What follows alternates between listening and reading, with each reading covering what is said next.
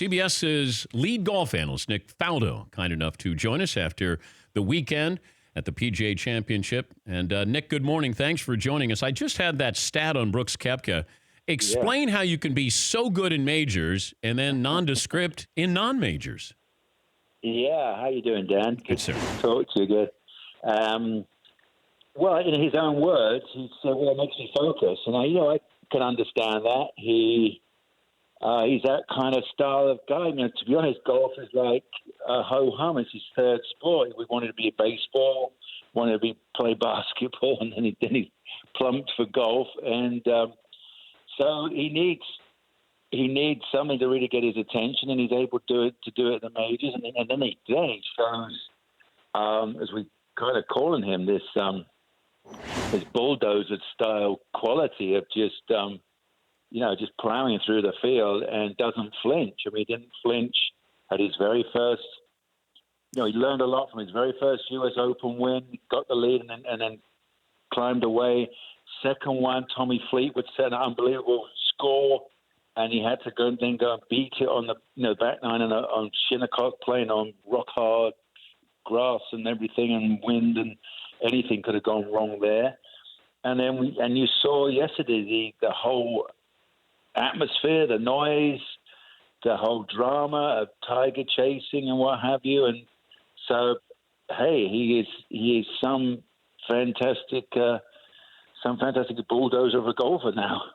I also love that these kids, and I call them kids, that when they were teenagers, that was at the tail end of Tiger's dominance after he won at Torrey Pines, that they haven't experienced that, whether you're just watching as a fan, but if you're playing and you hear those, there's Tiger roars and then there's roars for everybody else. And I think Gary Woodland got this up close and personal. You know what? He was breezing along, and all of a sudden you play with Tiger, and it's a whole lot different there. How would you describe just hearing the roars on the golf course? Yeah. Like, a Tiger roar? Oh, absolutely. Yeah, guaranteed a mile away. And there was a stat, of course, back in, if you played with Tiger back in the day of his dominance, nobody kind of broke 73 because, playing in that circus, in that whole aura and mismatch of, you had people, press, photographers, fans going nuts. And Tiger, I was laughing at the weekend because I'm always asked by, club golfers, how do you cope with, people watching you play golf? And you look at Tiger, he had 10,000 people, 100%, all of them rooting for him, eyeballs on him, every single move he makes. They're watching him. It was a great scene. It was obviously fantastic. Now, what he's been able to do, Dan, is unbelievable, remarkable. I mean, to go from a frozen back. I know he whispered to another Masters champion 2 Masters dinners ago, "I'm done. I won't play golf again." And here we are, 18 months later. Wait a minute. Did he whisper to you at Augusta a couple of years ago? No, I won't mention the name, but he's a Masters champion. And Tiger said a couple of years ago he wasn't going to play again. He was done. He said, "I'm done. I'm done. My back is done." He was in agony. He was in pain. His leg, the pain down his legs. There was nothing enjoyable. He couldn't move. You looked at him. If you watched footage of him he couldn't even get in and out of the golf cart at the Ryder Cup when he was, a vice captain.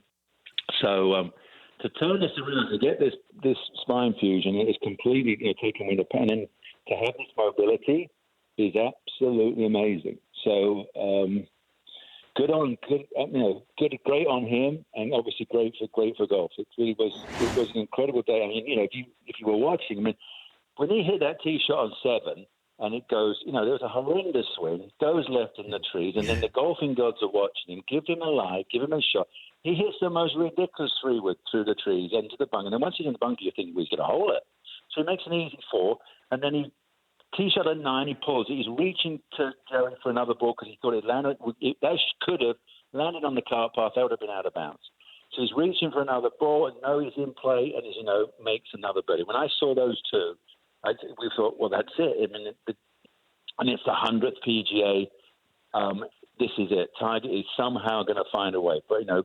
But Brooks Koepka has this unbelievable steely quality and fended him off. But it was quite awe-inspiring, wasn't it? And the shot at 15 when he had, that was better than, to be honest, we've seen Tiger-esque, but that under that atmosphere was absolutely fantastic. And then Brooks steps up at 16 and hits that 4-iron to 6 feet. Oh, my goodness. I had a reputation of hitting a straight 3-iron, but that one was unbelievably impressive. I fell out my tower at that one. I thought that for me was the shot of the shot of the year. If I said they were stocks and you were going to invest in them, and I gave you Koepka, I gave you Jordan Spieth, Jason Day, Justin Thomas, Rory Mac, who would you invest in? Who would be Apple for you? Yeah, you're right. It's so funny how, Justin Thomas is in the shadow of Jordan Spieth, and now he's turned that one around. Koepka's been in the shadow of Dustin Johnson. He's now kind of turned that around amazingly. I mean, this man's gone to, the only thing that could stop him if he loses interest, it seems, because that seems to be the key factor. That if he's really inspired by playing majors, and that's the one that gets him up. Yeah, when a guy wins like that, it was a bit like when Rory won a couple of years ago. Everybody thought he was always going to race to 10 majors. Well, things turn around. So you really don't know. But, yeah, and taking the game again to another new look, just another new physical quality. He, Brooks and Dustin Johnson are doing Olympic lifting before they start their blooming round. Apparently Brooks bench pressed 215 pounds 14 times as his warm-up to win the US Open. It's like they're bored in the morning. They go to the gym. They do an hour and a half of absolute stuff that we couldn't even watch, let alone, compete against it. So they've taken our sport up another notch physically. It's quite astounding. But you're also looking at the power that we have. And look, I don't want to be the old guy, get off my lawn, but I don't know where we're headed with this, that, it's routine to hit it 330 and hit it straight 330. Where are we going to be 5 to 10 years down the road with this, Nick? No, we won't. It can't go any further. The golf ball cannot go any further. I know that from the golf ball manufacturers. We keep fine-tuning. I don't think anything, if they can fine-tune anything, they might get 1% more out of it. But, we're at the best because we've got the metal head and the technology. We've got the graphite shaft technology, and then they go on track. Now, this is the secret. Now, it's the matching of everything, getting the spin right, your launch to match you perfectly. And that's how they get the max out of it. And we now know how to train to be better and faster athletes. We now, in golf. I mean, before we were guessing. When I started, when I was doing all this, I was a fit guy, but 30 years ago, we were guessing. Now, we've been doing it we haven't been guessing for 10 or 15 years. It's a science, and they keep adding a little bit more, learning more, like anything, and the ability to move your body fast and hit it square and hit it, obviously, where you intend to hit it. Did you lift weights? No, I didn't. I was advised, it was like, well, you can't lift weights, you can't, which, to be honest, made sense to me. Why would I be trying to lift 100, 200-pound weights and a putter weighs 12 ounces? I thought it doesn't make sense. But the science now can help these guys. They lift weights, and they know that they have a lifting day, and then they have a different kind of day, and then they have a golf day. So that's how they've taken their bodies. Not just the muscle guys. There's plenty of players.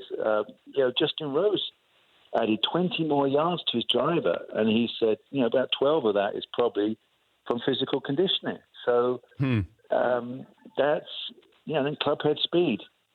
But you would be different now because you're what, 6'3", 6'4", so you're up there with one of the taller guys, and your frame, you would probably be lifting weights now if you were 26 years of age. Absolutely. If I was doing it all, I would love this era. This is right up my street. But, we were completely different. We played with a wooden driver called persimmon, and we had a board made out of pure rubber called Balata. And in our day, it was almost, the sensation was to try and keep the golf ball on the club face for as long as possible. You know, you look at the great footage of Lee Trevino go through impact, and that was the image of how long can I keep the ball on the face. We squashed the golf ball. Now it's an explosive action, very much like almost like a karate move. It's like you load up and fire your body weight, bang, and you hit the golf ball, and you're trying to get the golf ball for the shortest time possible on the club face. So it's completely different science now. I'll leave you with this. Tiger, I didn't think Tiger played well yesterday, but he had a chance to win it because of his driver. It still comes back to that damn driver here. Oh, yeah. He's hitting it left and right, Nick. He couldn't, you can play one or the other if you're consistent. I'm hitting it left, so I'm going to play for that shot. Yeah. What is going wrong with that driver? Well, it may have a lot to do. He makes great iron swings because you're swinging slightly down on your irons, and you do that tens of thousands, if not millions of times. And then you tee a driver up, and he tried to hit it on the up. That's kind of like the thing, and that changes his whole spine angle, and he gets stuck a little bit, and all sorts of things. But yeah, so he's got to find a way, and unfortunately, he has demons or fears. I called it when he stood up on 17. I said he fears water right when you've actually got to cut the ball as well. You can't just come over the top and hit it left rough or anything. You've got to work it out then because he couldn't do it and hit it down the hazard line. But considering where I was laughing when he didn't hit a fairway. He wasn't close to hitting the fairway on the front nine. He's 2 under par, and I was joking. I'd have fired David Ledbetter and gone for another rebuild of my golf swing if I missed every fairway. I'm thinking, but that was the most amazing excitement. Wherever you put him, he had a shot. He pulled off the most incredible shots, and it was drama right down to the end, which was amazing for that weekend. Yeah, a lot of fun. It was a great listen with you and Jim and the crew, and we appreciate you joining us, Nick. Thank you. Yeah, good to talk to you. All right, take care. All right, that's Nick Faldo, CBS lead golf analyst.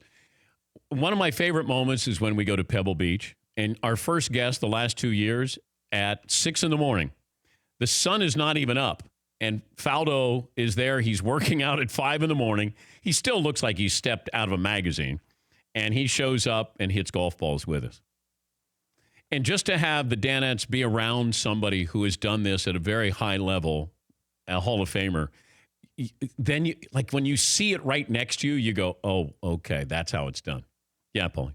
Like he would remember we were trying to hit the AT&T box from about 80 yards away. Yeah. And he was talking to us as he's swinging, and I don't really think he was even looking towards the box or the ball. He's like, you just hit it easy like this, and it's 2 feet away or 3 feet away. Yeah. And then we always call him, he looks like Harrison Ford's more handsome brother. Yes. Yes. Yeah, Faldo is always. I love that. I love that he gets up early and he says, I love coming on. I don't know why, but he loves coming on the show. Certainly when we're at Pebble Beach. For more Dan Patrick Show, tune to Audience Channel 239 on DirecTV or download the Dan Patrick Show app.